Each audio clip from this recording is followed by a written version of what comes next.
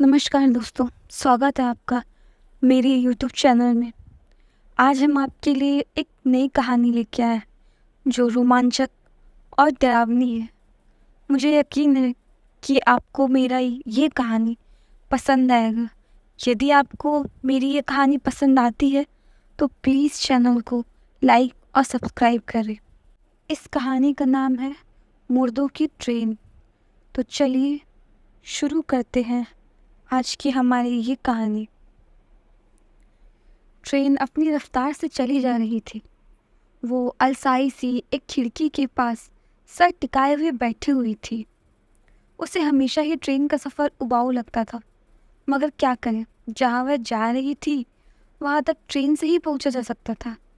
उसने पहलू बदला और देखा कि उस डिब्बे में अब बस गिनती के ही यात्री बचे थे।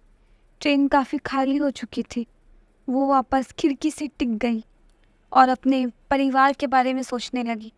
कॉलेज के समय से ही वह अपने परिवार से एक तरह से दूर हो गई थी।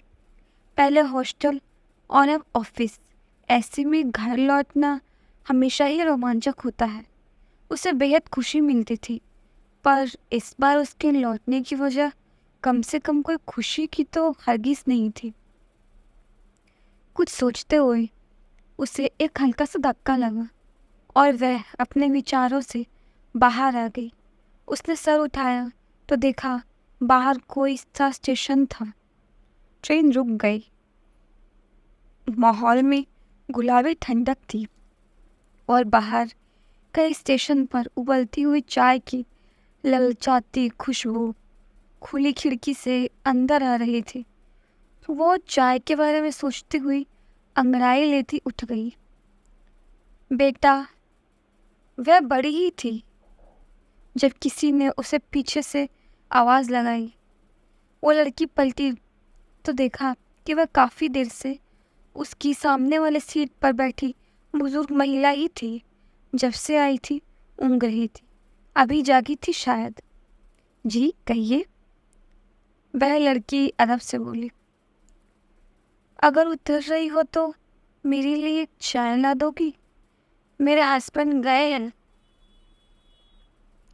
प्लेटफॉर्म पर, लेकिन मैं उन्हें बताना भूल गई। वही बुजुर्ग महिला थोड़े संकोच से बोली।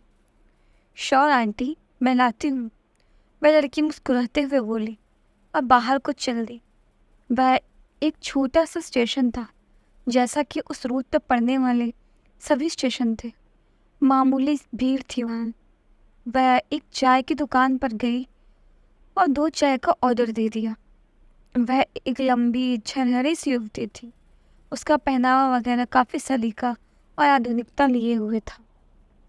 उस वक्त भी उसने डेनिम जीन्स के साथ एक ब्रांडेड जैकेट पहन रखा था। बाल एक पोनीटेल की शक्ल में बंधे हुए थे। वो खड़ी ही थी जब उसके मोबाइल पर कॉल आने लगी। उसने स्क्रीन पर नज़र डाली। उसके कलीग नीरव का वही फ़ोन था। हाय। बोलो। पहुंच गई? अरे कहाँ है यार, ये रोतली ट्रेन टाइम पर होती तो अब तक घर पहुँचे 2 घंटे हो गए होते। चाय की दुकान पर खड़ी खड़ी वो बातें करने लगी। बाप रे, इतनी लेट? कब तक पहुँच जाओगी? 1.5 घंटे और लगेंगे, अगर कि ये ट्रेन और लेट नहीं हुई। ओह, और घर पर सब कैसे? किसी वजह से इस बार नीरव की आवाज़ थोड़ी दबी हुई थी। वो लड़की कुछ देर खामोश रही। चाय वाले ने उसकी तरफ 2 भाप उड़ाते चाय के कप बढ़ा दिए।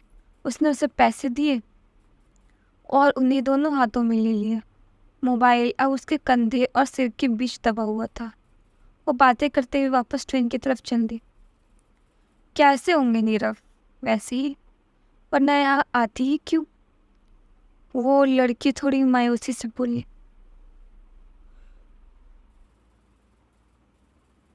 सच में यार, बहुत गलत हुआ, पर वो ना बहुत स्ट्रॉन्ग है। वक्त लगेगा, पर मैं जानती हूँ वह इन सबसे बाहर आ जाएगी। बोलती हुई वो ट्रेन में आ चुकी थी। हाँ, सब ठीक हो जाएगा जल्दी। अच्छा, तुमने घर पर बता दिया कि तुम आ रही हो? अरे नहीं यार, सरप्राइज है सबके लिए। मैं कब से कुछ बताकर घर जाने लगी। इतने दिनों से सब परेशान हैं, खुश हो जाएंगी मुझे इस तरह सामने पाकर। वो लड़की अब अपनी सीट तक आ गई। उसने सामने बैठे उस बुजुर्ग महिला को चाय का एक कप दे दिए और अपना कप लिए अपनी सीट पर बैठ गई। अच्छा, अब मैं रखती हूँ। तेरी वॉइस क्लियर नहीं आ रही, नेटवर्क स्लो है यहाँ।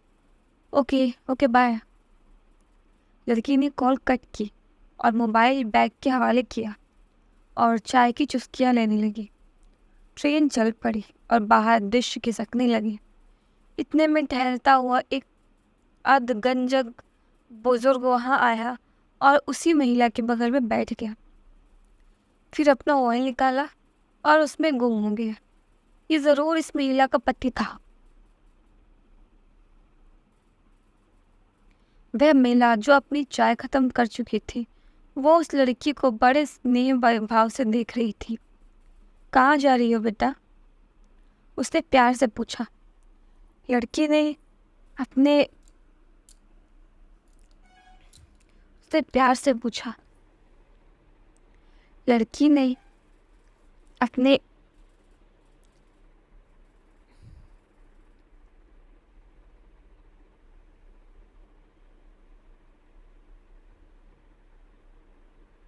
स्टेशन का नाम बताया और सामने बैठे दंपत्ति से चौंक कर एक दूसरे को, फिर उस लड़की को देखा।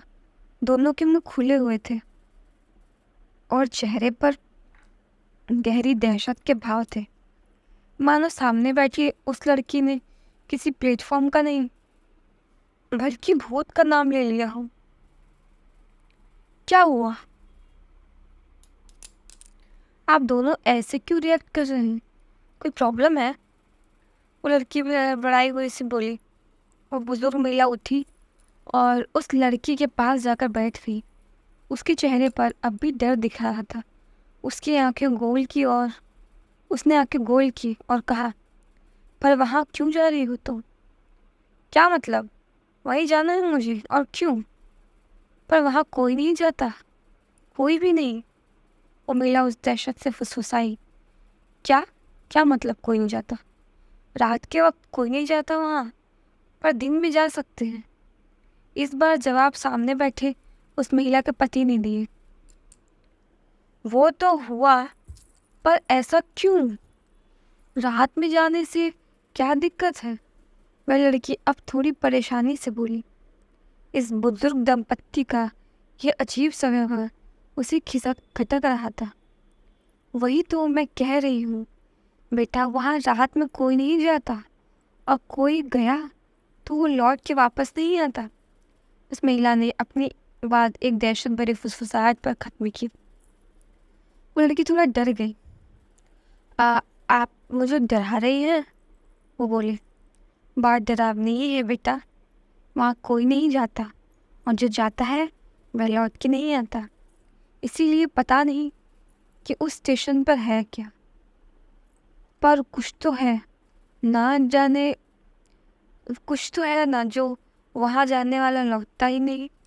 अरे, पर ऐसा कहाँ होता है? यहाँ ऐसा ही है, वो भी कई सालों से होता आ रहा है। हम बगल वाले कस्बे से ही हैं, इसीलिए जानते हैं। तभी कह रही हूँ रात के वक्त वहाँ मत जा। अरे, पर घर तो जाना है मुझे। वो सुनकर मीरा सोच में पड़ गई। तुम ऐसा करो बेटा कि उस स्टेशन से पहले एक स्टेशन हमारा स्टेशन है, हम वहीं उतरेंगे। तुम ना चलो हमारे साथ हमारे घर, तुम्हें कुछ दिन में वापस छोड़ देंगे। दिन में तुम जा सकती हो, तब कोई दिक्कत नहीं होगी। वो बुजुर्ग महिला बोली। तो वो सुनकर अचानक उस लड़की के मन में डर की जगह शंका जाग उठी। ऐसा तो नहीं कि ये दोनों खामखाए उस स्टेशन के नाम से उसे डरा रहे हो? ये इन दोनों की कोई चाल हो उस लड़की के को अपने साथ अपने घर ले जाने की। क्या पता ये वो ना हो जो ऊपर से दिखाई दे रहे हैं। कहीं इनकी बात मानकर वो फंस गई तो। अचानक उसे हॉरर फिल्मों की याद आ गई, जब फिल्म के किरदार कुछ मूर्खतापूर्ण हरकतें कर बैठते हैं और मुसीबत में फंस जाते हैं। ऐसा तभी होता है जब वो किसी का भरोसा कर बैठते हैं। नहीं, वो ऐसा नहीं करेगी। कोई उसे कुछ भी सुनाकर बहका लेगा क्या? नहीं, वह इन चिकनी चुपड़ी बातों में नहीं आएगी। कोई बात नहीं आंटी, मैं मैनेज कर लूँगी, आप टेंशन ना लो, वो आराम से बोली और खिड़की के बाहर दिखने लगी। ट्रेन चली जा रही थी और तेज हवाएं उसके चेहरे पर आते बाल उड़ा रही थी।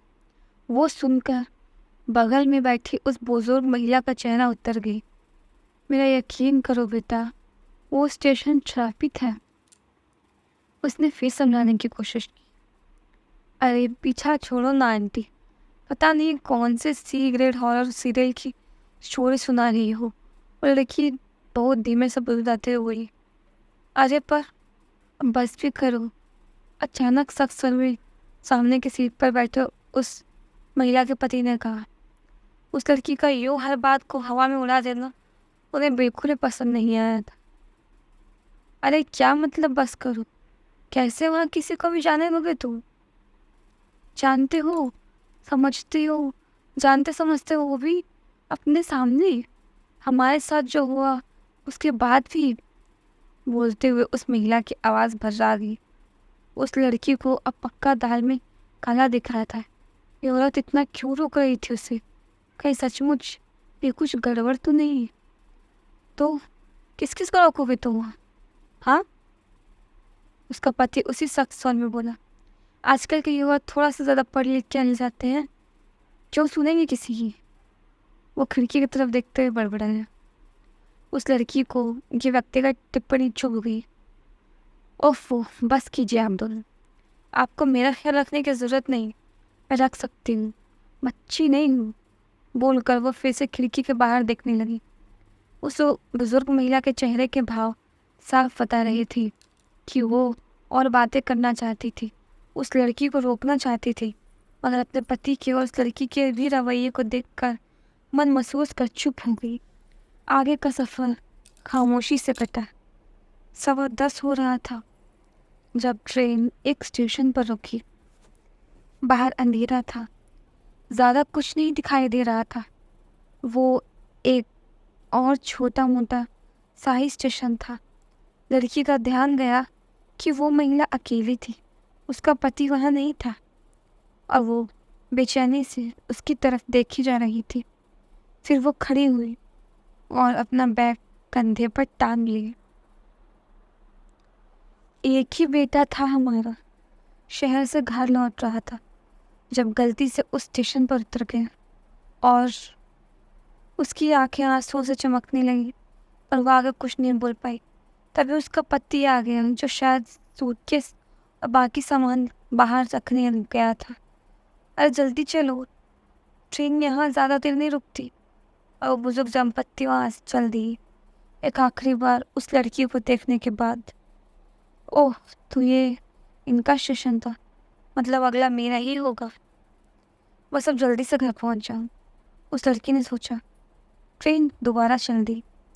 फिर उसके दिमाग में वो उधेड़-बुन शुरू हो गई उस महिला की कही हुई बातों के बारे में। सोच कर उसे डर लगने लगा। पता नहीं क्या क्या बोली जा रही थी। ऐसा कहीं होता है क्या? क्या वो सच था? नहीं नहीं, मैं अभी क्या सोच रही हूँ और कैसे एक अनजान जगह पर किसी अजनबी का भरोसा कर लूँ? सब ठीक होगा। लगभग 11:30 बजे वो चींटी की चाल से चलते हुए ट्रेन एक और स्टेशन पर रुकी। फाइनली, बोलते हुए उस लड़की ने अपना सूटकेस उठा लिया और बैग एक कंधे पर टांग लिया। उसका स्टेशन आ चुका था, वही स्टेशन जहाँ उतरने से वो बुजुर्ग महिला उसे बार बार रोक रही थी। घर आने की अपनी ही खुशी, अपना ही रोमांच होता है। वो लड़की जल्दी से ट्रेन से उतरी। वो अब जल्द से जल्द अपने परिवार के पास पहुंचना चाहती थी। ट्रेन बस 5 मिनट को ही रुकी और आगे बढ़ गई। वह लड़की अपना सामान थामे पलटी। और ये क्या? उसका मुंह हैरानी से खुला का खुला रह गया। क्योंकि उस स्टेशन पर अकेली वही उतरी थी। उसने हर तरफ देखा। वो एक छोटा सा कम रोशनी वाला और बेहद ही मनहूस और वीरान सा स्टेशन था। वो पहले तो जड़ कर खड़ी हो गई और हर तरफ देखने लगी। यात्रियों की बात तो दूर, वहाँ तो कोई रेलवे का स्टाफ, कोई चाय स्नैक्स वाला या फिर कोई भिखारी तक नहीं दिख रहा था, जो कि अमूमन हर स्टेशन पर चलते फिरते दिखते ही जाते हैं। स्टेशन था यह कब्रिस्तान, एक चिड़िया का बच्चा तक नहीं।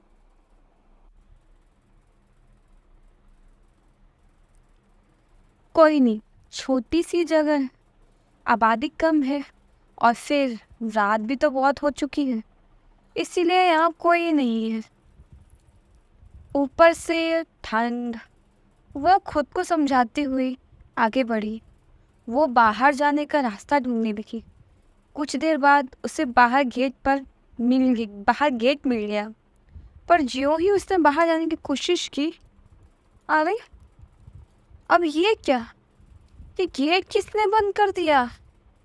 वह बुरी तरह बौखला गई। कोई स्टेशन के बाहरी द्वार को भला क्यों बंद करेगा? अब उसे सच में डर लगने लगा था। वो वापस प्लेटफॉर्म पर आ गई। हर तरफ देखा, धुंध बढ़ने लगी थी। वो भी अचानक ही। माहौल में एक अप्राकृतिक सी ठंड बढ़ रही थी, जिसका उस वक्त की सर्दी के मुकाबले कोई लेना देना नहीं था। और वो स्टेशन इस कदर वीरान था, मानो एक अरसे से वहाँ कोई नहीं आया हो। ऐसा कैसे हो सकता है? आखिर वो एक रेलवे स्टेशन था, ट्रेनें रुकती थी वहाँ, अभी अभी उसकी भी तो रुकी थी। फिर वो कुछ सोचकर स्टेशन मास्टर का ऑफिस ढूंढने लगी। कुछ देर बाद वो उसे मिल गया, पर यह देखकर उसका दिल 1 इंच और डूब गया कि वो ऑफिस भी खाली ही था। हालांकि जैसे वहाँ के हालात थे, अगर उसे वहाँ स्टेशन मास्टर साहब मिल जाते तब ज़्यादा हैरानी होती, जबकि उस स्टेशन के चप्पे चप्पे पर तो जैसे मनहूसियत बसी हुई थी। वो बाहर प्लेटफॉर्म पर खड़ी होकर सोचने लगी, क्या वो बूढ़ी औरत सही बोल रही थी? क्या इस स्टेशन सच में शापित था? क्या सच में यहाँ जो भी आता है वो कभी लौट कर वापस नहीं जाने पाता? अब उसे महसूस हो रहा था जैसे उस बूढ़ी औरत की बात ना मानकर उसने सचमुच हॉरर फिल्म के किसी बेवकूफ़ किरदार के जैसी गलती कर दी है। भाड़ में गया सरप्राइज, घर फ़ोन करके मदद बुलाती हूँ, सोचते हुए उसने जल्दी से अपना मोबाइल निकाला और कहीं कॉल करने लगी। और तभी स्टेशन पर मौजूद बड़ी सी घड़ी ने 12 बजे और उसके घंटे की आवाज़ सुन वो बुरी तरह चौंक पड़ी। फ़ोन उसके हाथ से छूट गया। उसने पलटकर ऊपर कहीं लगी घड़ी को देखा। फिर उसकी नज़र पड़ी कि घड़ी के ठीक नीचे कोई खड़ा था। कौन? अभी एक पल पहले तक तो यहाँ कोई नहीं था, ये अचानक कौन प्रकट हो गया? वो जो कोई भी था, वो धुंध में बस एक स्थिर परछाई सा लग रहा था और थोड़ा डरावना भी। पहले उसने उससे बात करने या मदद देने की सोची, फिर अपना इरादा बदल लिए, क्योंकि वो जो कुछ भी था कुछ अजीब था। फिर वह पलटी तो उसे अपने पीछे कुछ वैसे ही लोग दिखाई दिए, बिल्कुल शांति से उस धुंध में खड़े थे। पर उसे समझ में ये नहीं आ रहा था कि ये सारे आ कहाँ से रहे थे। मतलब आते हुए तो दिखे नहीं, ये क्या हवा में से प्रकट हो गए थे? और फिर देखते देखते छायाओं से, अंधेरे कोनों से, खंभों के पीछे से, बेंच के पीछे से और भी कई नामालूम जगहों जैसे वैसी ही अजीब स्पष्ट सी आकृतियाँ प्रकट होने लगी। खींचने धकेलने चलने की आवाज़ें आने लगी। अजीब सी हलचलें फैलने लगी। वहाँ हलचल जिसमें मौत जैसी खामोशी पसरी हुई थी। बेशक अब सब कुछ था वहाँ, यात्री थे, चाय वाले थे, खोमचे वाले थे और भी वो सारे प्राणी जो स्टेशन पर पाए जाते थे। पर उन्हें देखकर न जाने क्यों उस लड़की की चिंता कम होने की जगह बढ़ गई। वो भागकर वही पास ही रखे कार्डबोर्ड के बने बड़े बड़े बक्सों के ढेर के पीछे छिप गई।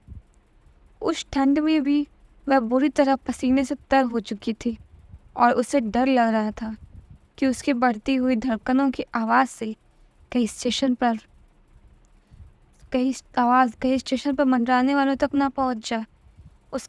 उसने मुंह पर हाथ रखा और धीरे धीरे सिसकने लगी। वो समझ चुकी थी कि इस वक्त अचानक ही वो स्टेशन जिन लोगों से आबाद हो चुका था वो इंसान तो हरगिज़ नहीं थे। कुछ देर बाद उसने खुद को संभाला और सोचने लगी कि इस मुसीबत से बाहर कैसे निकले। वो तो भाग भी नहीं सकती क्योंकि स्टेशन का बाहरी दरवाज़ा बंद था। तभी उसे उपाय सूझा। अगर किसी तरह इन सबसे बचकर वह पटरियों तक पहुंच जाए तो बात बन सकती है। हाँ, ये हो सकता है कि पटरियों तक पहुंचे और वहां से चलती हुई स्टेशन से बाहर निकल जाए। उसे इस विचार से थोड़ी राहत महसूस हुई और उसने अपनी आंखें पोंछी और धीरे से सर बाहर निकालकर देखने लगी। मगर अगले ही क्षण उसकी ये योजना क्रूर तरीके से छूट गई। उसे ध्यान ही नहीं था कि उसके हाथों से छूटकर उसका फ़ोन उससे कुछ ही दूरी पर गिर गया था जब उसके घड़ी के घंटे की आवाज़ सुनी थी। वो फ़ोन अचानक ही बज उठा। उस पर कोई इनकमिंग कॉल थी। उस वीराने में उसकी रिंगटोन गूंज उठी और वो सुनकर वह लड़की बुरी तरह दहल उठी क्योंकि वह फ़ोन उससे महज कुछ ही फीट की दूरी पर गिरा था। उस फ़ोन की आवाज़ ने ही स्टेशन पर मंडराने वालों का ध्यान उसकी तरफ कर दिया। धुंध में तैरते से प्रतीत होते हुए सभी सर एक एक करके उसकी तरफ मुड़ने लगी। एक जैसे चाबी लगे खिलौने की गति से चलते वो सारे ही उस फ़ोन की तरफ बढ़ने लगी और उससे भिड़ने लगी। और इसी वजह से वो लड़की भी उन्हें दिख गई जो अब तक उनसे छिपी हुई थी। वो सारे अब फ़ोन भूलकर उसकी तरफ बेआवाज़ धीरे धीरे बढ़ने लगे। वो लड़की दहशत से पीछे की तरफ खिसकने लगी मगर अब पीछे दीवार थी। वह मारे दहशत के जैसे उसी में समाकर ओझल हो जाना चाहती थी। तभी उन अजनबियों में से एक उसकी तरफ आगे बढ़ा और पास ही जलती बत्ती की रोशनी उस पर पड़ी। उस लड़की ने पहली बार उनमें से किसी को पूरी रोशनी में साफ साफ देखा और हलक फाड़ कर चीख पड़ी। उसका हुलिया ही कुछ ऐसा था। उसके पूरे शरीर पर फटे जले चिथड़े के अवशेष थे।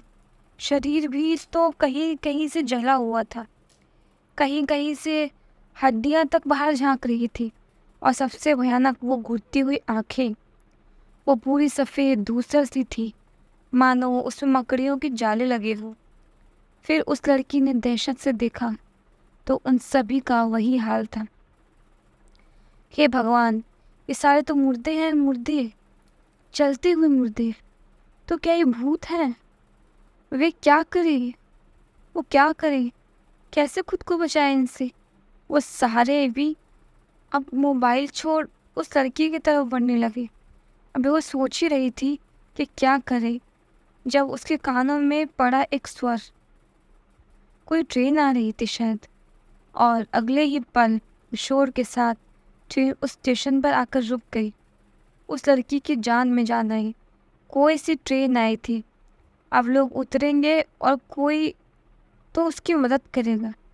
इधर इन सारे मुर्दों के सर भी उस ट्रेन की दिशा में मुड़ गए और वैसी ही अवस्था में स्थिर हो गए। तभी उस लड़की को कुछ खटका। क्या वो पूरी ट्रेन ही खटकी? वो बड़ी अजीब थी। पहली बात कि वो बहुत पुरानी थी। उसने फिल्मों में देखी थी उस तरह की ट्रेन, पर क्या ये अब भी चला करती थी? वह पुराने ज़माने की भाप इंजन वाली ट्रेन थी और उस ट्रेन की हालत बता रही थी कि उसके साथ कुछ बुरी गुजरी थी। वो मदद के लिए आवाज़ लगाना चाहती थी, पर तय नहीं कर पा रही थी कि ऐसा करे या ना करे। और तभी उसका गेट खुल गया। उस ट्रेन से मुसाफिर बाहर आने लगे। ये देखकर उस लड़की की जान हलक में पहुंच गई कि ट्रेन से ये वैसे ही मुर्दे उतर रहे थे जो प्लेटफॉर्म पर पहले से ही मौजूद थे। वो भी धीरे धीरे चलते हुए प्लेटफॉर्म पर पहले से मौजूद मुर्दों में शामिल होने लगे। उस लड़की की रही से उम्मीद भी जाती रही। वो सारे अब उसे घेरे खड़े थे और सभी के सर और मकड़ियों के जाले जैसे भयावह आंखें उस लड़की पर ही केंद्रित थी। वो उसे घेर खड़े थे और घेरा अब छोटा होता जा रहा था। वो उसके करीब आ रहे थे। वो लड़की इतनी ज़्यादा डर चुकी थी कि अब धीरे भी नहीं रही थी, खुद को बचाने की कोशिश तक नहीं कर रही थी। वो मुर्दे उसके पास आ रहे थे। वो लड़की लाचार सी बैठी हुई थी। उसके कानों में गूंज रहा था पीछे ट्रेन में मिली उस बुरी औरत का स्वर, बेटा, उस स्टेशन पर रात में कोई नहीं जाता, क्योंकि जो भी जाता है वो लौट कर नहीं आता। इस रहस्यमय घटना के लगभग 1 महीने पहले एक आम शहर के कॉलेज का कैंपस। कई लड़कियां घेरा बनाए खड़ी थी। उनकी खी बदस्तूर जारी थी। बहुत सी ज़रूरी बातें होती हैं ऐसे ग्रुप की भी। कॉलेज में ही किसी का किसी से अफेयर, कोई नई रिलीज़ हुई फिल्म जिसमें हीरो ने शॉट उतारे हो, कोई प्रोफेसर जो उस दिन विग लगाना भूल गया हो, या फिर ताज़े ताज़े जूनियर्स जिनका बकरा बनाना हो। अरे पूजा, इधर आ, उसी ग्रुप की एक लड़की ने कहा। वो सांवली सी थी, जिसके उभरे नए नक्श थे, लंबे काले बाल थे। वो एक तरह से उन सबकी लीडर थी और बहुत खूबसूरत थी। उसका नाम था दिया। इधर दुपट्टा कैसे फटा? दिया ने हैरानी से अपनी सहेली पूजा से पूछा। मत पूछ दिया, अब तो आदत डाल लो इन सबकी, पूजा ने कड़वाहट से कहा। उसकी आंखें लाल थी, जैसे रो के हटी हो। क्या मतलब? दिया भी एक भवें उठाते हुए बोली। वही लफंगे, और क्या। कॉलेज में कंप्लेन करूँ तो कैंपस के बाहर उनकी जिम्मेदारी नहीं, पुलिस वाले कान में तेल डालकर बैठे हैं। घर पर कंप्लेन करूँ तो उल्टा मुझे ही घर में बैठा लेंगे। कॉलेज आना ही बंद हो जाएगा मेरा। तो सही तो यही है ना कि इन सब की आदत डाल ली। वो बोलती हुई रुआंसी हो गई। दिया और उसकी बाकी सहेलियां सदमे से उसे देखने लगी। हालांकि ऐसी घटना कोई पहली बार नहीं घटी थी उनमें से किसी के साथ। ये उस कॉलेज की हर लड़की की समस्या थी। उनके कॉलेज आने जाने का जो एकमात्र रास्ता था, वहाँ अक्सर लफंगों का जमघट लगा रहता था, जो अश्लील फप्तियों के अलावा कई बार हाथ मारने, दुपट्टा खींचने या उन पर पान थूकने से भी नहीं चूकते थे। लड़कियों ने कई बार शिकायत की थी पुलिस पर कुछ असर ही नहीं हुआ, क्योंकि उन लफंगों में से कुछ स्थानीय पार्टी के कार्यकर्ता भी थे। आज फिर किसी ने कॉलेज आते समय पूजा का दुपट्टा खींचने की कोशिश की। वो भी अपमान के घूंट पीकर अपना फटा दुपट्टा और उतरा हुआ चेहरा लिए कॉलेज आ गई। कर भी क्या सकती थी? अरे यार, फिर से, दिया सोचती हुई गुस्से से बड़बड़ाई। और दिया, अब तुम उन बदमाशों की संगत में अपने ही कॉलेज के लड़कों की भी हिम्मत बढ़ती जा रही है। जब उन लोगों ने ये दुपट्टा खींचा ना, तो वो मेरा दीपक भी वहीं पर था, पूजा कलपती हुई बोली।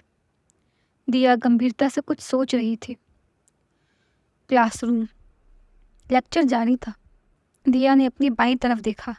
दीवार से लगी बेंच पर वो बैठा था, दीपक। शक्ल बता रही थी कि अंदर कितनी गंदगी भरी हुई थी। ये वो लोग थे जिन्हें उनकी माँ बाप की औलाद बोलना गलत था। हाँ, उनकी गलती ज़रूर कहा जा सकता था। दीपक का मन ना कभी क्लास में लगता था और ना आज लग रहा था। नाक में उंगली घुमाता हुआ वो बोरियत से इधर उधर देखने लगा। तभी उसने हैरानी से देखा तो दिया उसे ही देख रही थी। फिर दिया धीरे से मुस्कुरा दी, एक दिलफेक मुस्कान। दीपक कुछ देर तो उल्लू की तरह पलके झपकाता रहा। उसकी समझ में ही नहीं आया दिया का ये व्यवहार। फिर जवाब में वो भी हंसा और गुटके से रचे उसके घिनौने दांत बाहर आ गए। दिया उसे देख रही थी। ये उसकी औकात के बाहर की बात थी।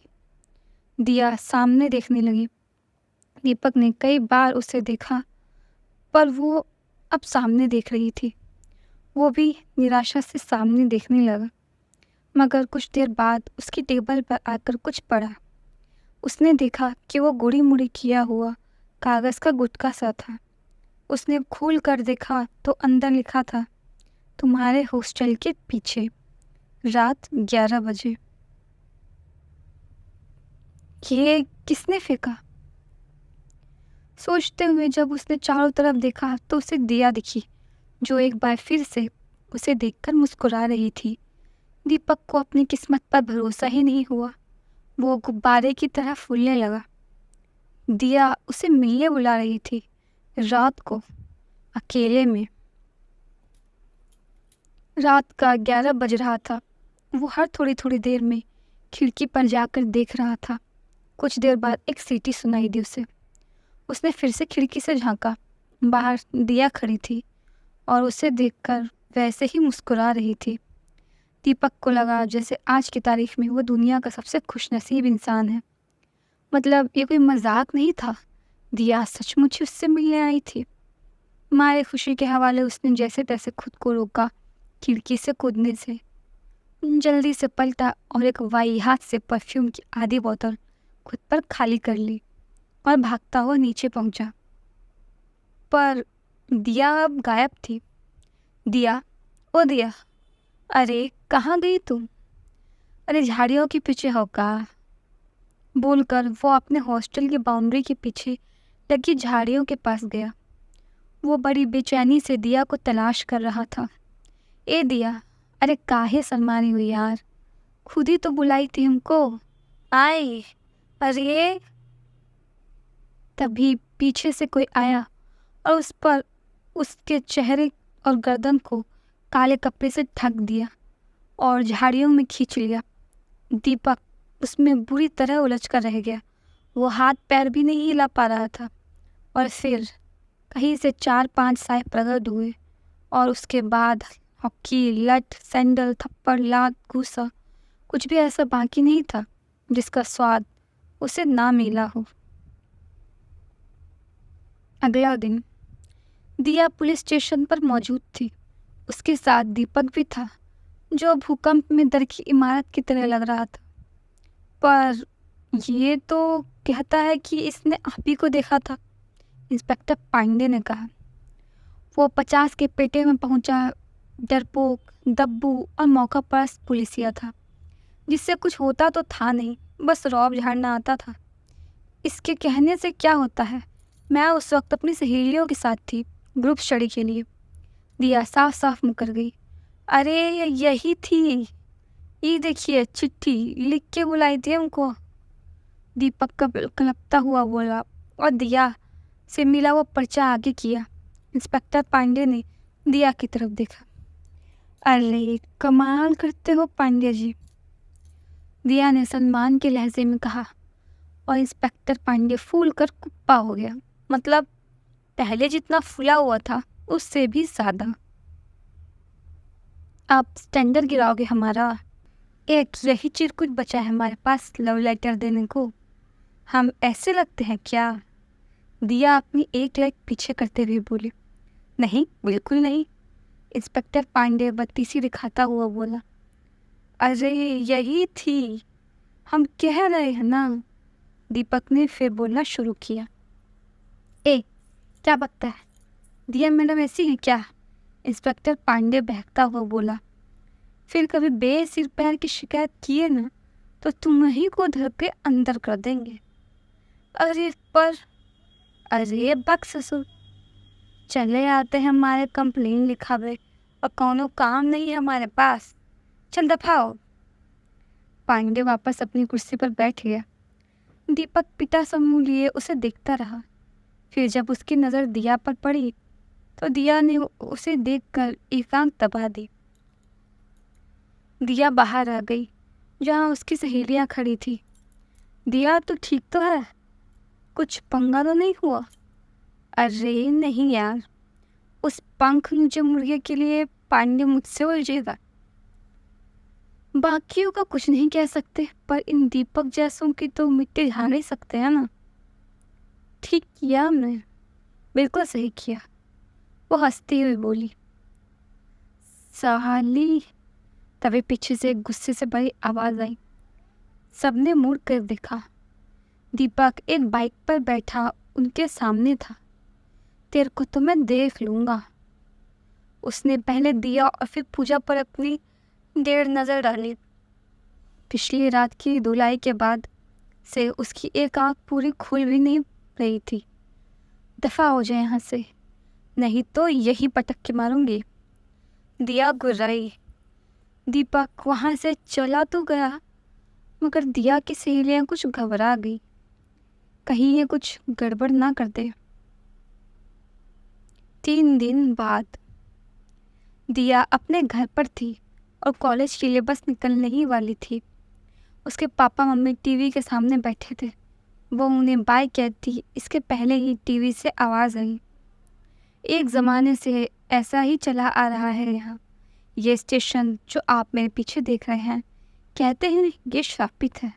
यहाँ दिन के वक्त तो फिर भी लोग आ जाते हैं, मगर रात एक ज़माने से किसी ने भी इस स्टेशन की रात नहीं देखी, क्योंकि जो भी रात में आया वो जिंदा वापस नहीं आया गया। टीवी पर एक खास कवरेज आ रही थी जो कि किसी भूतिया स्टेशन के बारे में थी। दिया ने देखा कि उस एंकर के पीछे रेल की पटरियां दिख रही थी, साथ ही कोई मामूली सा स्टेशन भी। ऐसा सच में होता है क्या? दिया मुंह बनाते हुए बोली। बस खबरें बनानी होती है इन्हें, और क्या। बोलते हुए पापा ने चैनल बदल दिया।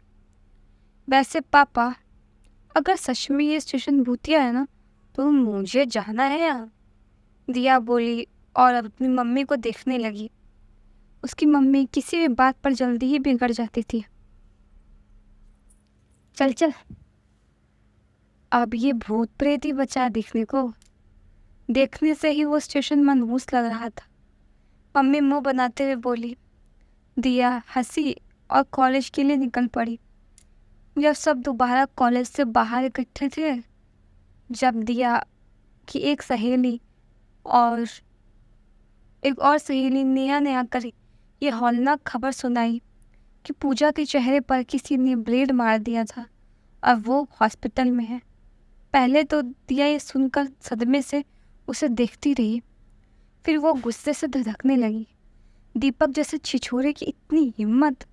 ज़रूर उन लोगों की हरकत होगी जो आते जाते छेड़खानी करते हैं। आज तो इंस्पेक्टर पांडे को जवाब देना ही होगा, वरना देखती हूँ मैं भी मीडिया के पास जाऊंगी। इस मामले को दबने नहीं दूंगी। अब बस, साला बूंदी का लिट्टू इंस्पेक्टर है कि मजाक। दिया धड़धड़ाते हुए इंस्पेक्टर के ऑफिस में घुस गई। वो गुस्से से खौल रही थी। क्या मैं पूछ सकती हूँ कि वो चुप हो गई और मूर्ति की तरह स्थिर सामने देखने लगी। आज सीट पर फटे तरबूजे की तरह पांडे जी नहीं बैठे थे, वो कोई दूसरा इंस्पेक्टर था।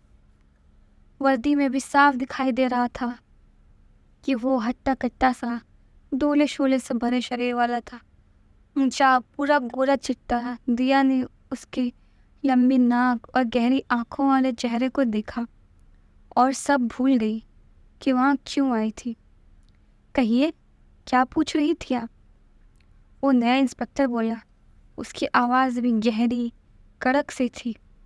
वो पांडे जी, दिया संकोच से बोली। उनका ट्रांसफ़र हो गया, अब मैं यहाँ का इंचार्ज हूँ, नए इंस्पेक्टर ने कहा। ओह अच्छा, वो मैं will will will you please sit? दिया जल्दी से बैठ गई और उसने सारी समस्या उस नए इंस्पेक्टर के सामने रख दी। उस कॉलेज की लड़कियां किस हद तक परेशान हैं और मामला कई बार सहनशीलता की सीमाएं पार कर रहा है। गंभीर समस्या है तो ये, वो सोचता हुआ बोला। और कोई कुछ करता भी नहीं। कई बार तो फ़ोन भी नहीं उठाता इधर उधर। दिया सामने पड़े फ़ोन को दिखाते हुए बोली, देखिए, मुजरिम को केवल अपराध करते वक्त ही पकड़ा जा सकता है। आज आप मेरा पर्सनल नंबर भी रखिए और जैसे ही किसी तरह की कोई घटना हो तुरंत इन्फॉर्म करिए, चाहे कोई भी वक्त हो। वो इंस्पेक्टर बोला। दिया हकबकाई से देखने लगी। ऐसे व्यवहार की तो उसे उम्मीद भी नहीं थी। उसने अपने मोबाइल पर नए इंस्पेक्टर साहब का नंबर ले लिया। फिर स्वतः ही उसकी नज़र वर्दी पर लगी नेम प्लेट पर गई, Vinay Sharma. Thank you sir, वो संकोच से बोली और उठकर चल दी। बाहर आते समय ना वो ये सोच रही थी कि पूजा का क्या होगा, क्या उन बदमाशों को सज़ा मिलेगी या नहीं। ये सब कुछ नहीं, उसके दिमाग में एक ही बात चल रही थी, यार कितना हैंडसम है। अगले दिन, तुझे लगता है वो कुछ करेगा? दिया, अरे वो दिया, कहाँ गुम है? नेहा झुंझलाई। हाँ हाँ, क्यों नहीं, आखिर नंबर दिया है अपना। दिया खोई हुई से बोली। तेरा तो लगता है इनकाउंटर कर दी दिया पट्टी ने, नेहा व्यंग से बोली। सभी लड़कियां हंसने लगी। वो कॉलेज के सामने वाली सड़क पर थी और घर जा रही थी। ए दिया, बता ना कैसा है? एक दूसरी लड़की दिया को छेड़ते हुए बोली। पर दिया कुछ जवाब दे पाती उसके पहले ही वो लड़की झटके से रोड पर गिर गई। आरती, क्या? वो लफंगे आ गए थे। उनमें से ही एक ने लहू से धक्का दे दिया था। वो अश्लीलता से हंसते हुए उनके चक्कर काटने लगे। दिया ने बिना समय गवाए इंस्पेक्टर विनय को फोन लगाया। हो गया, लगे हाथ आर्मी भी बुला लो अब, एक लफंगा खिल्ली उड़ाता हुआ बोला। दिया शांति से खड़ी थी और अपनी सहेलियों को भी शांत किए थी। ना वो गुस्सा रही थी और ना ही भागने की कोशिश की। उस वक्त दोनों ही मूर्खता थी। तभी एक ने आगे बढ़कर उसका स्कार्फ छीन लिया। तेरी तो मैं, वो आगे बढ़ी और एक झन्नाटेदार थप्पड़ रसीद दिया। वो मवाली भी गुस्से में बिफरता आगे बढ़ा। अचानक ही रुककर बाईं तरफ देखने लगा। पुलिस की जीप पहले तो कभी नहीं आई और जीप में से विनय उतरा। दिया भूल गई कि वहाँ क्या हो रहा था। क्या बाइसेप्स हैं कसम से। फिर वो हुआ जो कभी नहीं हुआ था, जमकर गिरफ्तारियां हुई। कई लफंगों पर तो विनय ने हाथ भी सेके। जब आखिरी लफंगे को पकड़कर जीप में डाल दिया तो वहाँ तालियों की गड़गड़ाहट गूंज उठी।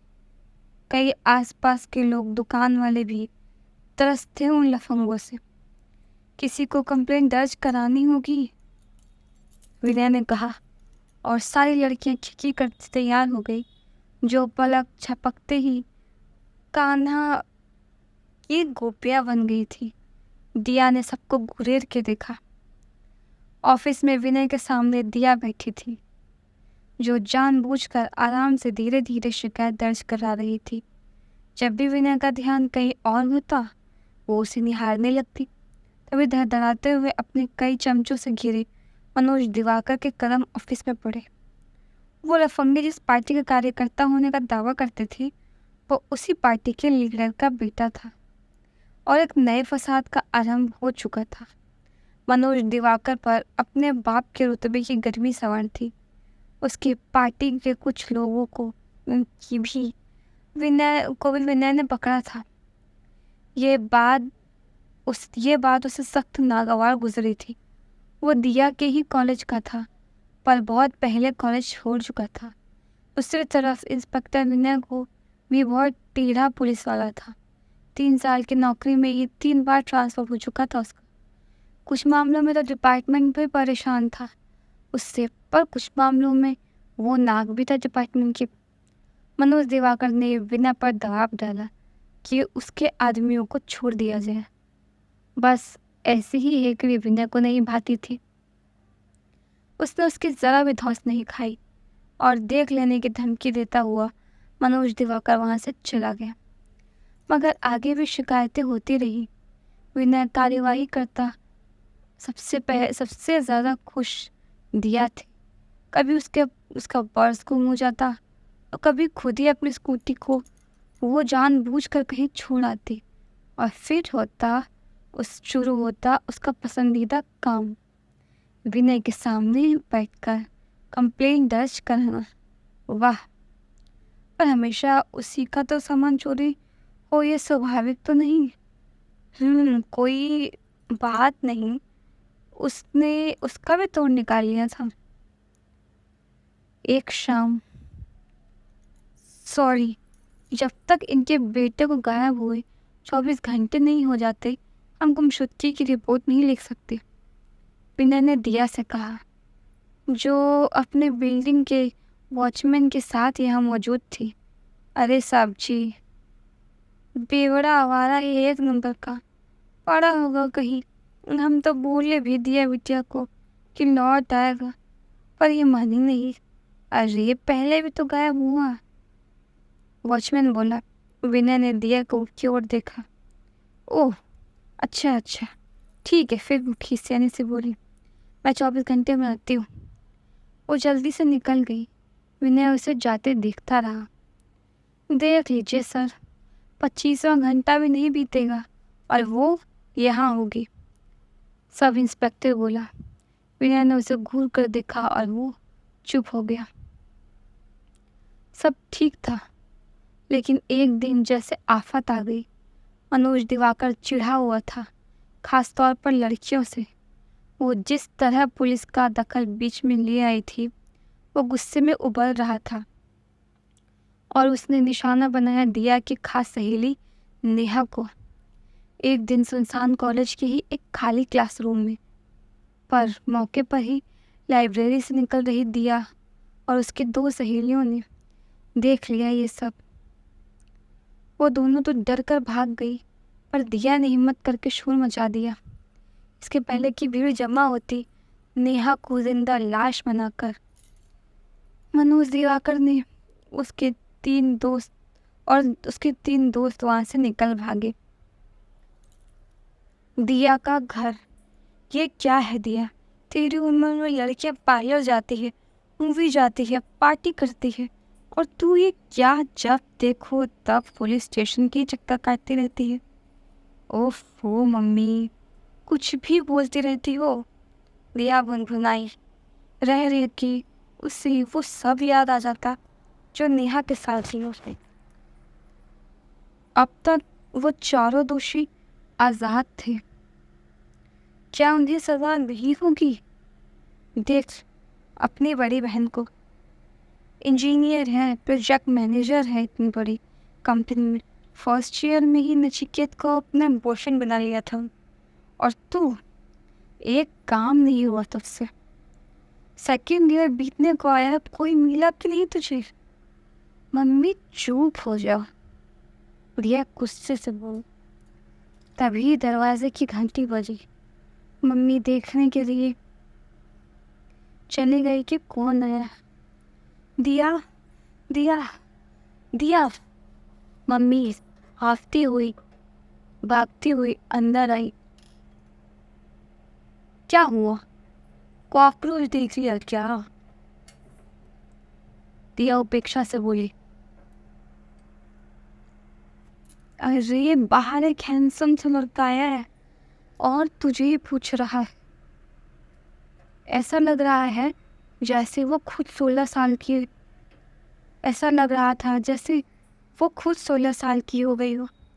क्या? दिया सुनकर चकरा गई। फिर वो बाहर को आई, देखा तो वो विनय था। अरे आप? मम्मी ये देख कर फूले नहीं समाई कि विनय को देखकर दिया का चेहरा लाल पड़ गया था। हालांकि दिया उस वक्त बहुत परेशान थी, पर नेहा को ले परेशान थी और नेहा को लेकर दुखी भी। पर ऐसे में भी वो ये सोचने से खुद को रोक नहीं पाई कि सिविल ड्रेस में भी क्या कमाल लग रहा है। विनय ने दिया को बताया कि चारों इसलिए आज़ाद घूम रहे हैं क्योंकि उनके खिलाफ कोई गवाह नहीं। क्या दिया गवाही देगी? दिया की मम्मी पापा डर गए और दिया भी सोचने लगी। फिर ना जाने किस पागलपन के हवाले वो भी तैयार हो गई। शायद उसे नेहा के लिए अफसोस था, शायद वो मनोज दिवाकर से हद से ज़्यादा नफरत करती थी, या फिर शायद विनय पर हद से ज़्यादा भरोसा करती थी। खैर, दिया की गवाही से उन्हें गिरफ्तार तो कर लिया गया, पर इससे ज़्यादा कुछ ना हो सका। वो जितने बड़े रसूखदार बाप की औलाद था, ये संभव था भी नहीं। वो विनय के बस के बाहर था। कुछ ही दिनों में वो छूट गया और अदालत में भी उसका केस नहीं टिका। पर असली तबाही बाकी थी। एक दिन कॉलेज से घर आते समय दिया को एक चलती कार में खींच लिया गया। जिसने गवाह बनने की जरूरत की थी, मनोज दिवाकर और उसके दोस्तों ने दिया के साथ भी वही दरिंदगी की। विनय ने उसे एक होटल के कमरे से ढूंढ निकाला, पर वो भी अब एक जिंदा लाश की तरह हो चुकी थी। इसी बीच खबर आई कि नेहा ने अपने हॉस्टल की छत से लटक कर फांसी लगाकर आत्महत्या कर ली थी। विनय इन सबका दोषी खुद को मान रहा था। वो कुछ न कर पाया था, न नेहा के लिए और ना ही दिया के लिए। उसने कई बार दिया से मिलने की कोशिश की, फ़ोन किया, पर दिया ना उससे मिलने को तैयार थी और ना ही उसने फ़ोन उठाया। दिया अस्पताल से घर आए हुए 1 हफ्ता हो गया था। वो बाहरी दुनिया से जैसे कट सी गई थी। अब उसकी ज़िंदगी ही बदल गई थी। ना कोई जोश, ना ही उत्साह, ना ही उमंग। हमेशा जोश और उत्साह से दमकने वाली दिया जैसे जिंदा लाश में तब्दील हो चुकी थी। क्यों ना हम कुछ दिन के लिए कहीं चले जाएं? एक दिन दिया के पिता नाश्ते की टेबल पर बोले, हाँ प्लीज़, मैं लोगों के ताने सुन सुन के उकता गई हूँ। माँ बोली, इसकी बड़ी बहन के साथ कभी ऐसी प्रॉब्लम नहीं आई। कल ही मिसेस गुप्ता बोल रही थी। मतलब माना कि पेपर में हमारी फ़ोटो आती है, पर दिस इज़ टू मच। कि दिया की माँ बहुत बेसब्री महिला थी, जिसकी नज़र में सामाजिक रुतबे से बड़ा कुछ नहीं। कहाँ जाएंगे पापा? दिया ने अपनी माँ को उपेक्षा से देखते हुए बोली, वापस गांव? वहाँ तो लोग और भी तमाशा करेंगे ना। खैर, चल सकते हैं। उन लोगों की लाइफ भी बड़े बोरिंग सी है। मैं जाऊंगी तो कुछ मसाला तो मिलेगा गॉसिप के लिए। उसकी आंखें भर आई। पापा थोड़ी देर सोचते रहे। बेटा, मेरे एक दोस्त का घर है पहाड़ों में, छोटा सा कस्बा है। वो आजकल वहाँ रहता नहीं है, हम वहीं चलते हैं। खूबसूरत सा हिल स्टेशन है वहाँ, कोई हमें तंग भी नहीं करेगा, कोई जानता ही नहीं। कुछ दिन आराम से रहेंगे, पापा बोले। दिया ने सहमति से सिर हिला दिया।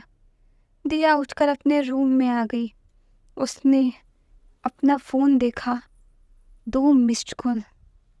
वो विनय था। पता नहीं क्यों अब विनय को लेकर उसमें वो उत्साह बाकी नहीं रह गया था। वो जानती थी कि जो कुछ भी हुआ उसमें उसकी गलती नहीं थी, वो बस अपनी ड्यूटी निभा रहा था। पर फिर भी जो हुआ था उसने उसके और विनय के बीच एक खाई का काम किया था। तभी फ़ोन बजा। हेलो दिया, कैसी हो? एक लरजती सी आवाज़ आई। दी। ना चाहते हुए भी उस 2 आंसू उसके गालों पर लुढ़क गए। फ़ोन पर उसकी बड़ी बहन दिशा थी। ना दिया, तू तो बहादुर है ना। बचपन में भी देख, मैं तो डर जाती थी हर चीज़ पर तू तू तू मैं इडियट हूँ दी। और कुछ नहीं। मती मारी गई थी मेरी जो मैं दिया, तूने कुछ गलत नहीं किया, वही किया जो करना चाहिए था। देख, मैं जानती हूँ तू भी दुखी है, पर अगर तू उन लोगों को के अगेंस्ट विटनेस नहीं बनती तब भी तुझे झेलना पड़ता। मैं क्या जानती नहीं तुझे? वो सब छोड़, ये बता, वो हैंडसम इंस्पेक्टर दोबारा मिला कि नहीं? अच्छा दी, हम लोग खन्ना अंकल के गांव वाले फार्म हाउस पर जा रहे हैं कुछ दिनों के लिए। दिया ने जानबूझकर बात बदल दी। सुबह सुबह की ही ट्रेन थी, रात तक वो लोग पहुंचने वाले थे। सुबह सुबह दिया के घर के सामने एक टैक्सी में सामान रखवा रही थी जब एक बाइक आकर वहां रुकी। दिया ने चौंक कर देखा, वो विनय था। बाइक खड़ी करके वो पास आया। दिया उससे नजरें चुराने लगी। नाराज हो? वो धीरे से बोला। नहीं तो मैं, दिया अनमने भाव से बोली। माफ करना, मैं कुछ। अचानक दिया को लगा जैसे वो उसकी माफी नहीं सुनना चाहती। कोई बात नहीं, वो जल्दी से बोली। कहीं जा रही हो? वो टैक्सी की तरफ देखता बोला। हाँ, बस कुछ दिनों के लिए इन सबसे दूर। दिया सिर झुकाए हुए बोली। वैसे जा कहाँ रही हो? विनय ने पूछा।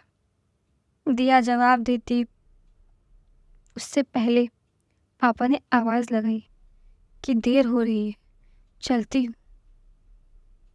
कि देर हो रही है, चलती हूँ, दिया बोली और जल्दी से टैक्सी की ओर बढ़ गई। उसे नहीं मालूम था कि अगर वो बस विनय को उस जगह का नाम भर बता देती तो आगे सब कुछ कितना बदल जाता। विनय टैक्सी को जाता हुआ अफसोस से देखता रहा। उसे महसूस हो रहा था कि कहीं न कहीं उसकी वजह से दिया का पूरा भविष्य अंधेरे में था। वो दिया के भविष्य के बारे में सोच रहा था और दिया शायद उसके अतीत को कुरेदने जा रही थी। दिया ने सूटकेस नीचे रखा और चारों तरफ खाली प्लेटफॉर्म को देखा। वही भूतहा स्टेशन जहां मौत जैसा सन्नाटा पसरा हुआ था। धुंध और अप्राकृतिक सी ठंड थी। कमाल है, तूने बताया नहीं हम यहाँ बसने वाले पहले लोग हैं। दिया की माँ ने ताना मारा। आप चुप भी करो, पापा ने ट्रेन से उतरते हुए झुंझलाए और चारों तरफ देखने लगे। कितना सन्नाटा है, ट्रेन से भी बस हम ही उतरे। पापा, दिया भी सोचते हुए बोली। ये वही स्टेशन तो नहीं जिसके बारे में हमने टीवी पर देखा था? और तभी धप धप धप धप धप किसी के भागने की आवाज आई। एक 22-23 साल का हाफता हुआ लड़का उनके सामने आया। आप लोग? वो हाफता हुआ से बोला। चलिए टैक्सी बाहर है। पर तुम कौन हो? दिया हैरानी से बोली। हमने तो टैक्सी नहीं बुलवाई, उसकी मम्मी बोली। मैडम जी, मैं हूँ ड्राइवर, बाहर मेरी टैक्सी है, यहाँ से चलिए जल्दी। वो लड़का बहुत ही उतावलेपन से बोला। वो खड़े खड़े शक बनी नजरों से उसे देख रहे थे। अरे चलिए ना, इतनी रात गई, उसे टैक्सी भी नहीं मिलेगी। अरे रुकिए रुकिए, हम उठाते हैं। वो सूटकेस उठाने लगा। ना जाने क्यों, पर उसे देखकर ऐसा लग रहा था जैसे वो सर पर पांव रख के वहां से भागना चाहता हो, मजबूरी में वहां रुका हो। टैक्सी 1-2 मंजिला के घर के कंपाउंड में आकर रुकी। ड्राइवर ने जल्दी से सामान बाहर निकाला। अब वो आराम से गुनगुना रहा था और शांत था। अच्छा मैडम जी, ये रहा आपका बैग, मैं चलता हूँ। वो लापरवाही से बोला और जाने के लिए मुड़ा। अरे रुको, पैसे, पापा बोले। अरे हाँ, पैसे। ड्राइवर खिसियाना सा हंसा। वो पैसे लेकर जाने लगा, पर कुछ कुछ कर ठिठक के रुक गया। अरे आप लोग पहली बार यहाँ आए हैं ना? उसने धीरे से पूछा और तीनों को देखा। हाँ, क्यों? दिया के पिता ने वापस पूछा। अरे कुछ नहीं, बस थोड़ी अजीब सी जगह है ना। साहब जी, ड्राइवर को झिझकता सा बोला। कैसी अजीब? दिया ने पूछा। ऐसा लग रहा था आगे बोलने में वो ड्राइवर संघर्ष कर रहा हो। वो वो जो स्टेशन है ना, वो वहाँ हम नहीं जाते। वो मेरा मतलब था कि रात में नहीं जाते, दिन में जाइए, पर रात में तो वो ड्राइवर बोलते हुए हकलाने लगा और नज़रें चुराने लगा। साफ दिख रहा था कि वो कुछ छुपा रहा है और बहुत कुछ बोलना भी चाह रहा है। अरे क्या बोलो, साफ साफ बोलो। दिया की माँ चिल्लाई। कुछ नहीं मैडम जी, बस रात के वक्त स्टेशन पर मत जाइएगा। ये छोटी जगह है ना, क्राइम बहुत है और पुलिस कुछ खास नहीं। वो जबरन मुस्कुराया। बाकी तीनों उसे घूरते रहे। अच्छा चलता हूँ, गुड नाइट बोलकर वो टैक्सी में बैठ गया। वो चला गया। ऐसा लगता है मानो ये पगला हमारा ही इंतजार कर रहा था, उसका ब्रिस्तान जैसे स्टेशन पर। दिया के माँ ने मुंह बिचकाया और घर के अंदर कदम रखते हुए दिया सोचने लगी, शायद उसकी माँ सही कह रही थी।